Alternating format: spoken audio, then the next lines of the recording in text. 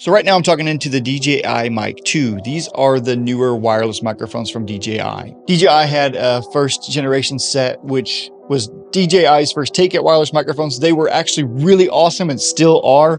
So in this video, I want to talk about some of the differences between these microphones from the DJI Mic 2s and the Mic 1s.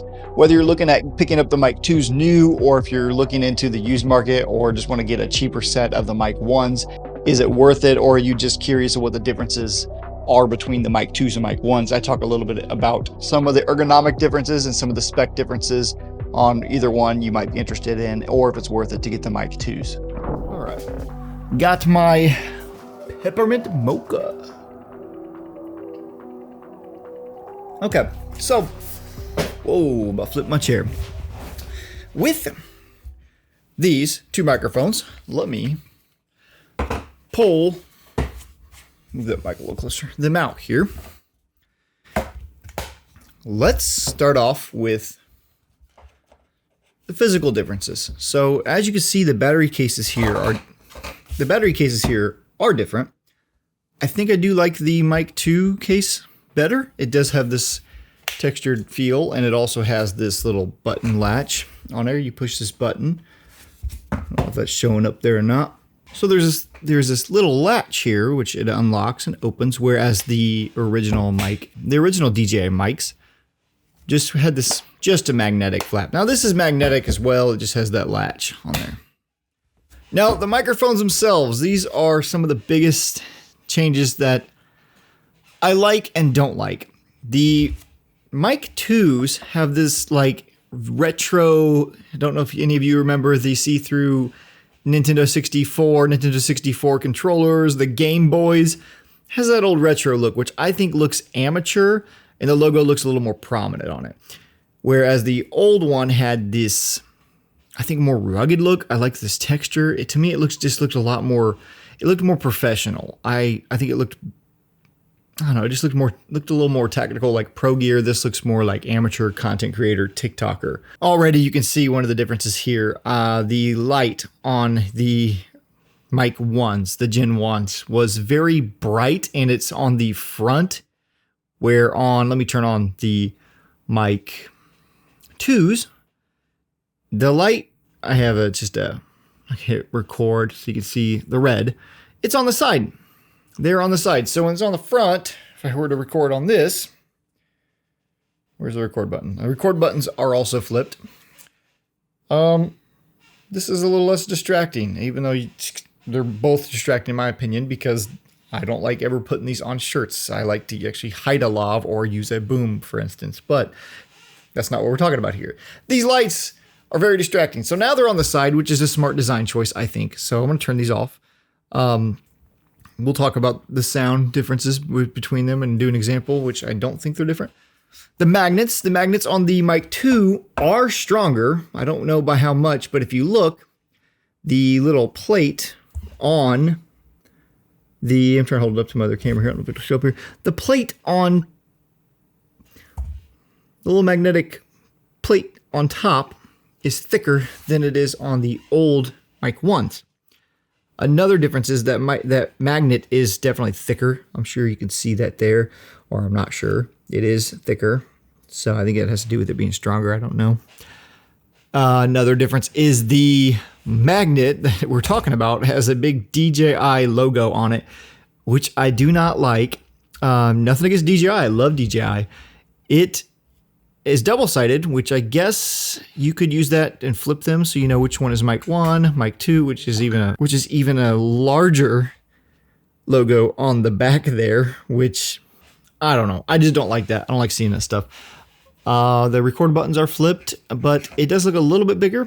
That is about the only physical changes that are noticeable on the mics themselves. If you look at the top, tiny little the mic, you can see it right there on top, just sitting on top of the microphone. And on the Mic 2s, you can see it is actually kind of hidden under this gray, which I do prefer. It does feel a little more protected under that. And then there's the jack to plug in a lav mic if you want to as well. And the Mic 1s do that too, if you didn't know that. Yeah, you do not have to use these as the microphone themselves. That's just convenient that they are mics, and they are decent mics. They don't sound awful. Now the cases themselves, this I believe has a bigger battery in it as well to charge them. Inside you get the receiver and the second microphone in these. Like I said, this one has the latch inside. So other than that, it's a case. You get the iPhone and USB-C adapters inside as well. I want to move on to the receivers because this was actually something that I thought was a lot cooler than I had thought until I got my hands on it. Was the receiver for the Mic 2. First of all, the biggest difference you can see there is that it has a dial, a physical dial, where the touchscreen on this was fine, and you can still use touchscreen on the Mic 2s as well. But trying to dial in your settings, I factory reset this thing, so now it's asking me to go through my date and all. But anyways, this touchscreen on this, when you're trying to adjust your gain or your sensitivity on the mic or the receiver going in or out, it's kind of finicky to just use this tiny little touchscreen and get that perfect. Whereas the dial, it's nice to be able to scroll over, then you can push to enter. It does have this nice tactical spin on it and button. It is also thinner, longer. I don't know, probably doesn't matter at all. But my favorite thing about this is the new one has the shoe mount is part of the unit itself, and then the adapter part on the back is a separate port. They're separated here. So on the Gen 1s, this shoe mount was part of that port. So you had to knock this off, which was always annoying because if you had a USB-C on it, you were using it on a phone, or if you were running it into an Osmo Pocket, which you still could with USB-C. With the new ones, you now can connect to the Osmo Pocket 3 wirelessly, which is really, really convenient if you have an Osmo Pocket 3. But fighting with this thing was kind of annoying, especially if you were using the other adapters and swapping back and forth. And that was one of the things that I just really liked, that having that all here on one piece, that shoe's always going to be there. It's really nice to have on that end. Now, I think that's about it when it comes to physical changes on it. The case is definitely wider. I don't know if you can see that there. It is wider than the OG one on that.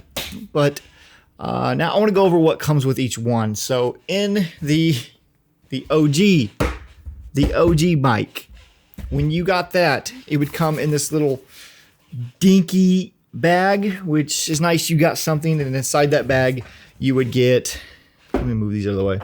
You would get the 2 dead cats for each mic, which that is different on the new ones now. So the dead cats on these would go, you like spread the hair out, and then you had to like find the line up the twist thing. I mean, it's not, I'm making it sound worse than what it is, but you twist and lock it, and it is pretty secure. It works. I mean, it does what it needs to do. But then on the new ones, it actually is like the mic jack that plugs into it. So it actually just plugs straight down into the microphone hole where you would normally plug a 3.5 millimeter in. Just plug straight down on that, and it clicks and it holds. Does what it needs to do. It's fine. This feels softer. Guess we got a softness upgrade too. Yeah.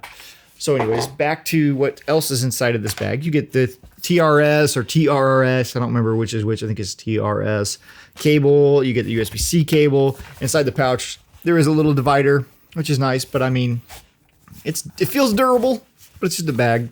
So that's all you get with the Mic 1s. Now with the Mic 2s, I've already showed a little bit of it. You get an actual pouch, which is nice. It's just a nice little pouch to have, because I like having this with me when I first got these. I like having a backup source in case something goes wrong with any of my audio setup, whether my boom mic is, I don't know, anything could be going wrong on set. I like to have a backup lav set that's dependable. These are not only just transmitters and receivers, they both record locally as a backup. So that's why I even liked, or why I was even interested in the original DJI mics to begin with. So they're great to have a small case and throw it in a bag, just in case to always have, even if you're not planning on using it. Which again, why I really like this pouch. Just throw it in the bag and it holds everything. So the whole receiver fits in this. So we open it, that comes out. Inside, you got all your cables. It's the same thing you got in the other one, the TRS or TR, I think it's TRS. Could be right. What, I don't know. There's 2 different ones. TRS. And then there's the USB-C cable that comes with it. And then you get 2 of the little dead cats. And then this is actually something I purchased separately, which is really cool. It's about $30, $35. This is a shoe receiver for Sony cameras, which I love this idea because now I just need this. And then I take the receiver from the Mic 2s, and I believe it just slides. Is this right? Yeah, it just slides up like that. And then this would go right on the Sony camera, and it's completely cordless, and I can run the 2 lavs straight into it.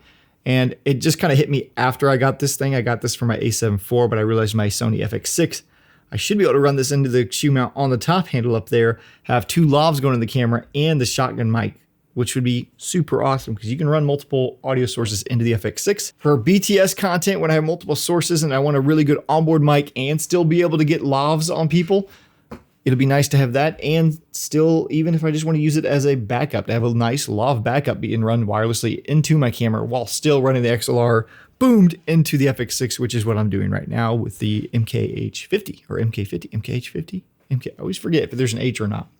So that's the pouch. That's what comes in that. I do really like this thing. It does feel, I mean, it's a soft case, but it feels like it'll protect it pretty well. I love that everything can fit in there. You just throw it in the bag and you got it all. So now let's do an audio quality test. I'm sure you're interested in that. I'm rolling on the mic 1, maybe. Mic 1, mic 2. So here is the DJI mic 1s where I don't think they sound awful, but in my opinion, these little microphones always sound bad compared to a boom mic. I think a proper high-end microphone for narrative work or you talking high-end interviews, these are probably not the most professional choice to have, but they're great to have in case you need them. I think these are more targeted toward content creators, but content creator is a profession nowadays, so I guess you could say it's professional gear. I love the idea of having these as backup, as nice little backup mics to throw in my bag, like I said before. So here is the DJI Mic 2. Check 1, 2, 3. Now I'm going to switch over to the DJI Mic 1. Here's the DJI Mic 1. Check 1, 2, 3. Okay, back over to the DJI Mic 2. There is an AI background removal feature in this, which I'm not using right now, but I don't really have a good example to show you what that sounds like. But there are plenty of examples online. It looks like it works really well. What that is it is a feature where if you're in a crowd or you're standing around traffic or a busy sidewalk or there's some busyness going on, you can flip that on and it will remove the background and isolate your voice. I think it works pretty well. It sounds like it muddies up the voice a little bit, but you can probably clean it up with EQ and post. But it's an awesome feature to have, and it's a feature I probably would have loved to have when I used the DJI mics with my Osmo Pocket 3. Me and Caitlin shot a YouTube video in a moving car when we were on a road trip. And you could just hear the car rolling, the road noise, the car running. It just sounded pretty bad. It took a lot of post-processing to get it in a good spot that was even tolerable to listen to, and I still think it's pretty rough. I wasn't happy with what I was able to do with it, but we were able to shoot something with these microphones which would have sounded better than not having them at all. So that is a feature I actually might end up using later down the road, and I'm excited to have it. I'd rather have it and not need it than to have it and then need it. So that is another cool feature with the Mic 2s. And, well, the biggest feature is that the Mic 2s, this is the main reason I am upgrading, they record in what is called 32-bit float. If you're not familiar with 32-bit float audio recording, what it is basically it's raw audio recording for your microphone. That's the best way I can describe it. It has more latitude. You can talk really soft and boost it, or you can talk really loud, and it's almost impossible to clip. So having that sense of security, 32-bit float in a small portable microphone like this, something that you can't easily monitor all the time, especially if you're one-man banding it. You just want to lav someone and know that you're good because you can fix it all in post, because we all love that, don't we? Fix it in post. But in this case, it's actually a really good thing to know that you can fix this in post, because you can always pull back the audio or raise the audio no matter how loud they're talking, or if they are talking too loud or too soft, you don't have to worry about it. 32-bit float is really a godsend in some cases. Some people say you don't need it, and that's up to you whether you need it or not. I don't think it's necessarily a need. It is a need for my case scenario that I'm using these for. If you don't need 32-bit float, these DJI Mic 1s might be a great buy just to buy used on eBay or not, because they still function the same. You're going to run them straight into a camera, then this will do that for you, and it'll do it just fine. And as you can hear the difference in the sound quality, if there is any at all, Let me know if you think one sounds better than the other, or if it's negligible, not noticeably different. Let me know in the comments below. I would love to hear your guys' thoughts on these. So some of the spec differences between these is that the battery life on the old mics, they only last about 5.5 hours according to DJI's website, and that is using them as a transmitter, not a recorder. And the new mic 2s will last up to 6 hours, and that is again not using the 32-bit float recording, because the 32-bit float only records locally. It does not transmit 32-bit float. That happens inside of the recorder itself. So not using that, just as a transmitter, you get 6 hours out of each mic, sending a signal of audio continuously. And then the charge case will charge it up to 3 times. So if my math is right, that is about 18 hours of recording you can have on the go with the charge case. And I don't remember how many times this one charges. I want to say it's about the same.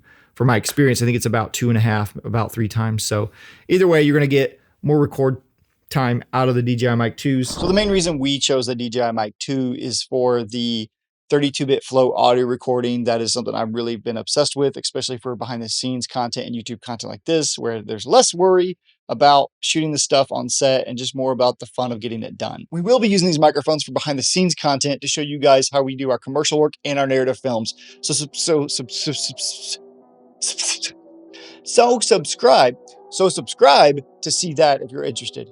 And that is it for this one. I thank you guys for watching. I'll see you in the next one.